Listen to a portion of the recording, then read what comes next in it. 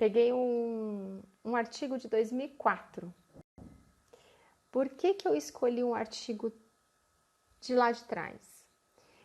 Para vocês verem que o ILIB é uma coisa já muito antiga. Muito antiga.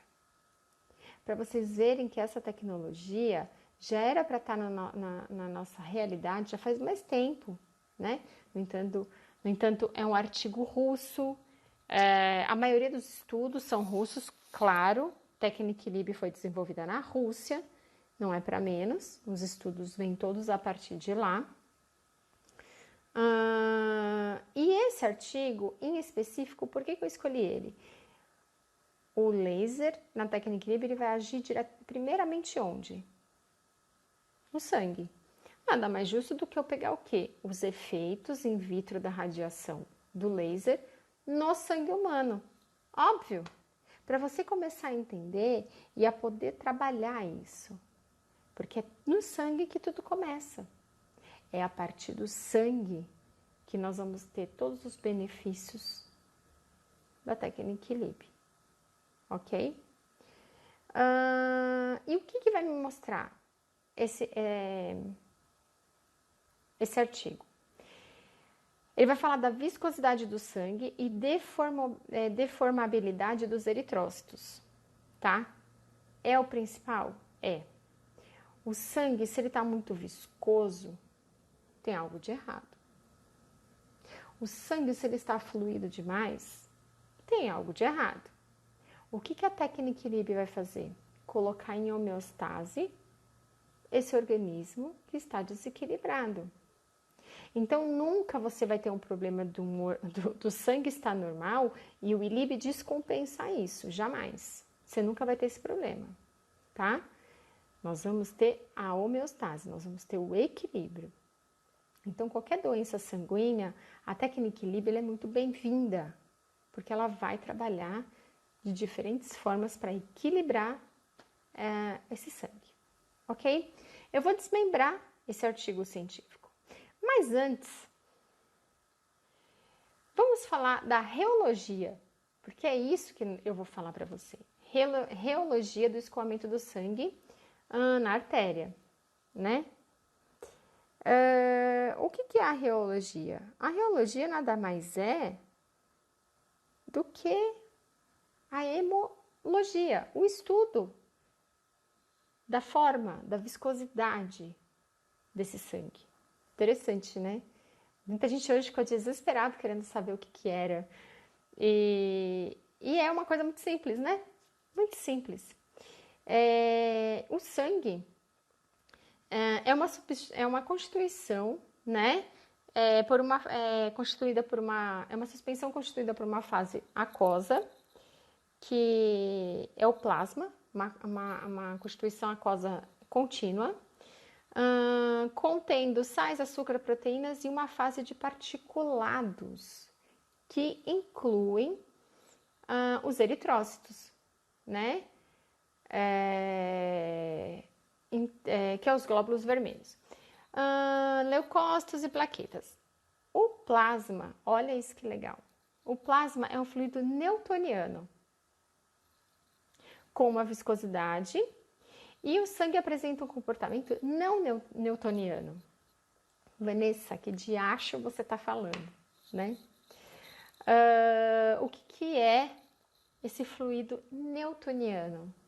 Aí a gente cai um pouquinho para a física, tá? Um fluido newtoniano é um fluido cuja viscosidade ou atrito interno dentro da artéria, tá? É constante para diferentes taxas de cisalhamento, independente do tempo. Não, ele não vai medir o tempo. A precisão ali, se ele vai dizer se ele é newtoniano ou não, é essa constante de diferentes cisalhamentos do sangue, tá? Se ele tá mais, vamos falar o português, se ele tá mais pesado ou não, ok? E isso é mais para física mesmo, ok? É onde a reologia estuda, tá? Então, baseado já nisso, tendo uma ideia do que a gente vai falar, esse artigo científico, Ele tem o objetivo desse estudo foi investigar os efeitos in vitro da irradiação com laser em alguns fatores reológicos do sangue humano, tá? Como viscosidade sanguínea, deformabilidade eritrocitária e taxa de sedimentação. Então, você vai pensar assim, Vanessa, se eu pegar um paciente diabético, né? O diabético, o que ele tem no sangue? Se você pegar um paciente com anemia, é interessante, não é? Então, já tem 2 pacientes aí que você corre um risco maior de pegar no consultório. Nossa, então a técnica Lib vai ajudar? Lógico. Só um detalhe, tá? Esse estudo é de 2004. Não tinha no Brasil ainda, ok? A técnica Lib não tinha no Brasil nessa época ainda não, tá? Então, aqui nessa época, foi usado o laser hélio-neônio, que é usado na Rússia. Ah, Vanessa, então pode dar diferença.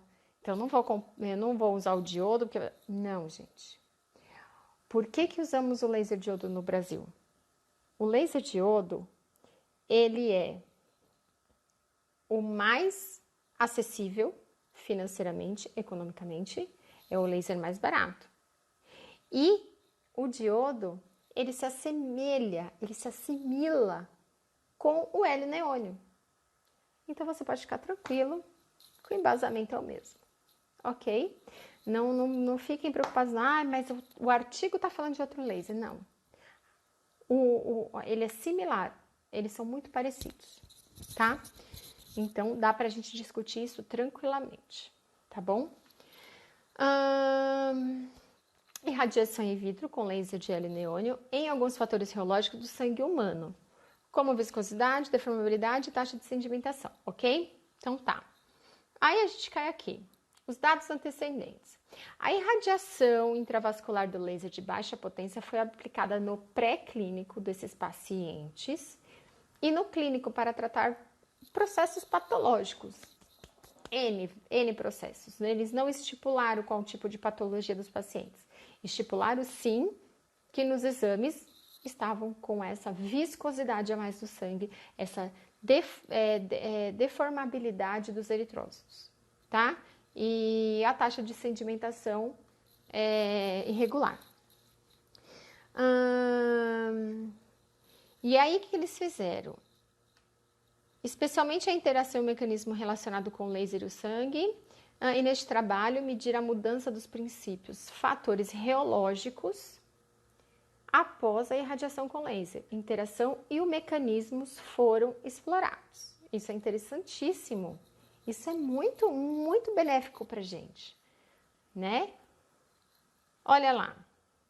Utilizada a irradiação no ponto feixe, como nós fazemos, né? Só que lembrem-se, essa técnica é antiga, então ela era o quê? Intravenosa.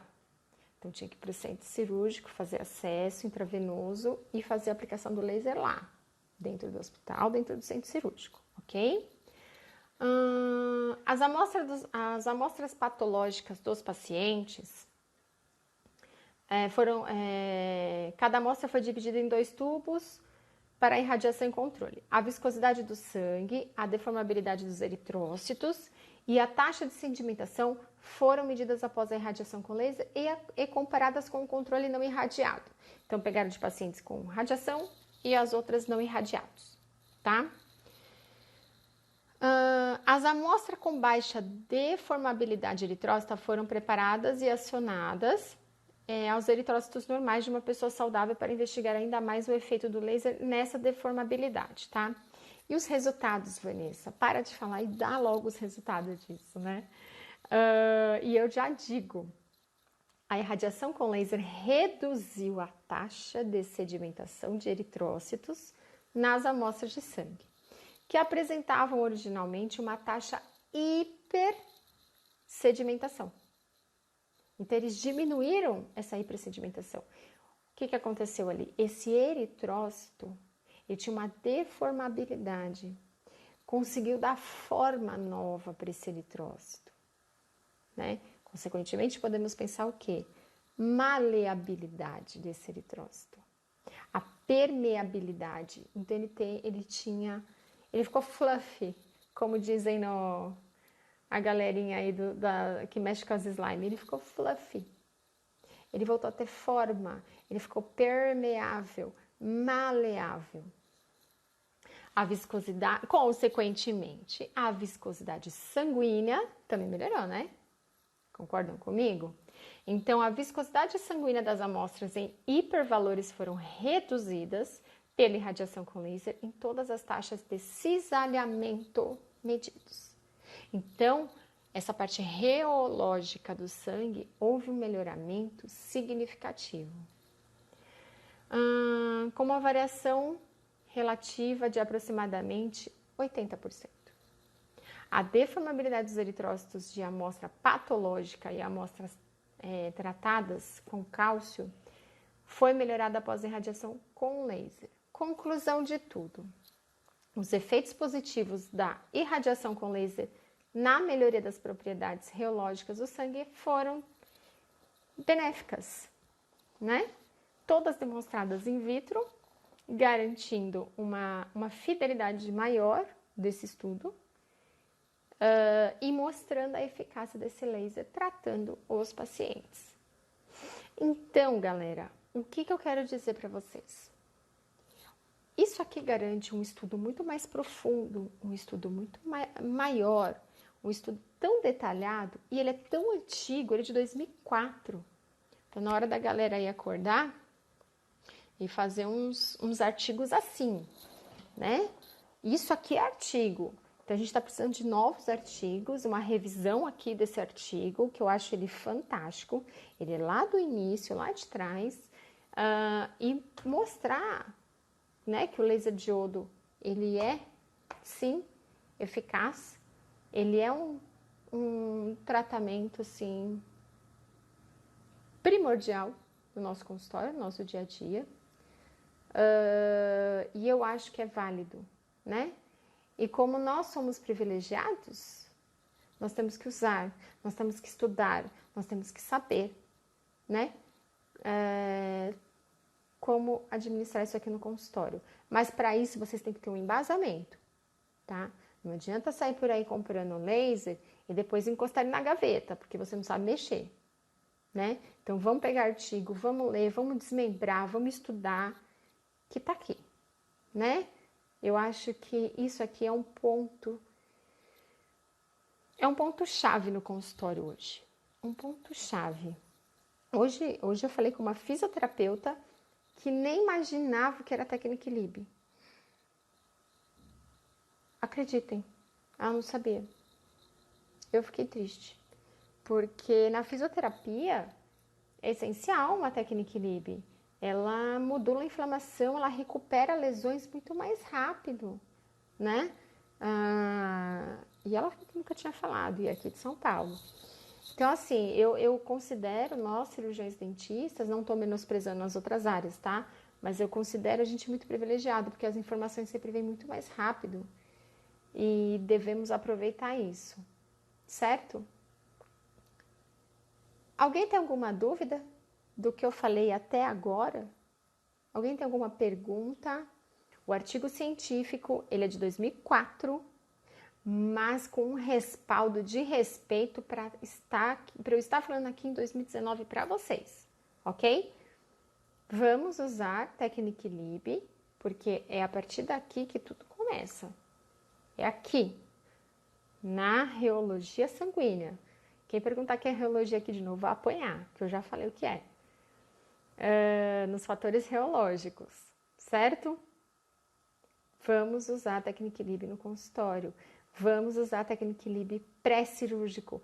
Vamos usar a Technique Lib pré-venopunção. Como é que eu utilizo o iLib no pré-operatório? Ótima pergunta, Dr. Marcos. Eu sempre coloco o paciente, eu uso ele no pré na seguinte situação, não é sempre que eu uso. Geralmente eu uso durante a cirurgia a Technique Lib, tá?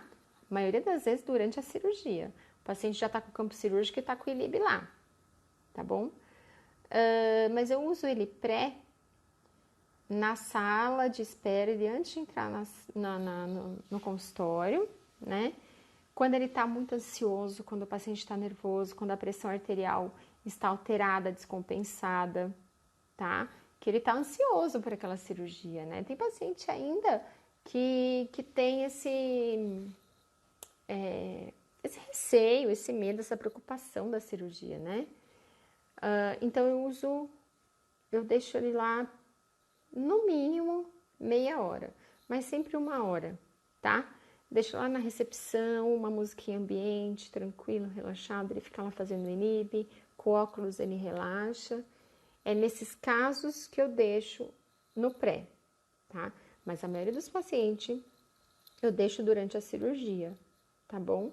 E aí depois eu faço mais ilibe e laser local cirúrgico 24 e 48 horas depois para uma boa recuperação pós-operatória, que na verdade esse é um protocolo pós-cirúrgico que eu faço, tá? Que eu utilizo. É assim que eu uso, Marcos. E dá super certo, tá? Os pacientes ficam calminhos. Tem paciente que chega a dormir. Aliás, a maioria dorme. A maioria dos pacientes dorme. Acaba dormindo com equilíbrio. Tem uma galerinha que tem um receio, um medo, né? E você sabe que eu medo não tenho nada. E começou esse negócio de peso do corpo, né? Tá. Tentem analisar o que eu vou dizer para vocês. Vamos pegar um exemplo? Vamos pegar uma criança, vamos lá, duas crianças, tá? Uma criança, ela é normal. Ela só está resfriada, com uma gripe. Uma gripe, tá? Uma criança de 5 anos gripada, com o mesmo peso, os dois têm o mesmo peso. A outra criança, ela tá com uma pneumonia.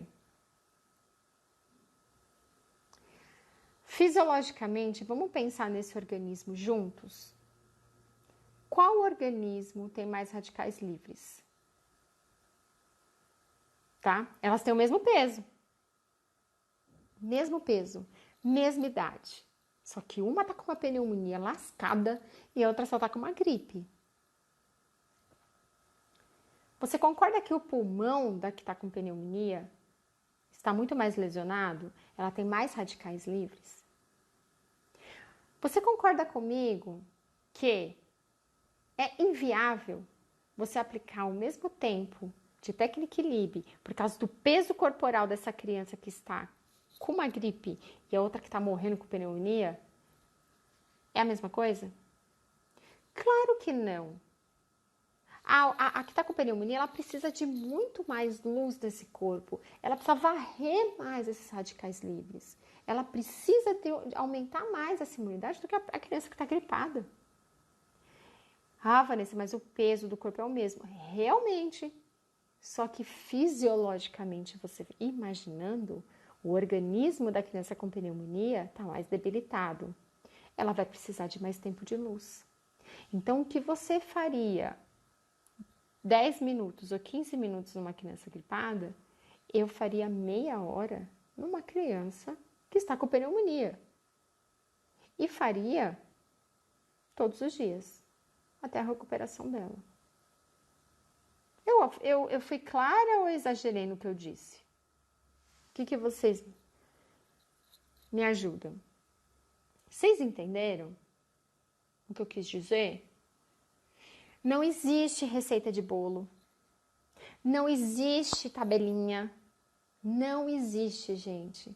O que existe é sabedoria. Você analisar e ver o caso do paciente. Eu dei 2 crianças para vocês, iguais, com o mesmo peso. Só que uma está mais debilitada que a outra fisiologicamente, patologicamente. A irradiação de luz em uma com a outra vai ser totalmente diferente. Entenderam? A gente nunca pode ter uma receitinha de bolo. Gente, boa noite, muito obrigado. Até quinta que vem, vou separar novos artigos. Renatinha Baleiro, minha querida, já pense em algo aí muito legal pra gente também. Boss, fica de olho. E a gente vai se falando, direct, WhatsApp, galera do grupo, enfim. Tá bom? É só me chamar. Bora descansar todo mundo, que amanhã ainda é sexta-feira, hein?